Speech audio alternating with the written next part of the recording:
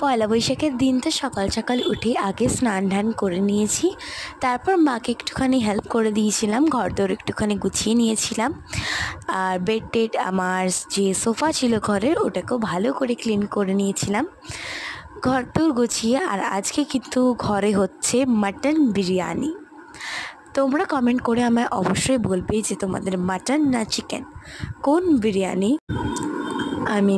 Mutton biryani না chicken biryani কোনটা তোমাদের বেশি ভালো লাগে। আমার কিন্তু অফকোর্স চিকেন বিরিয়ানি, বাট আজকে কিন্তু মাটন হচ্ছে। তো আমি টুকটাক কাজ করে মাকে একটুখানি হেল্প করে দিয়েছি। আর এই দেখো বিরিয়ানি কিন্তু মায়ের দম দেওয়া হয়ে গেছে, আর এখানে বিরিয়ানিটাও অলমোস্ট ডান।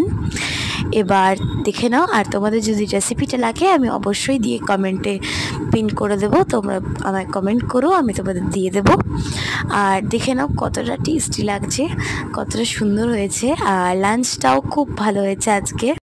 পয়লা বৈশাখে লাঞ্চ টাঞ্চ করে বিরিয়ানি দিয়ে আমি একদম ভাত ঘুম দিয়েছিলাম। আর ঘুমিয়ে টুমিয়ে উঠে তো আমি একটুখানি আমি আর মা গেছিলাম ঘুরতে।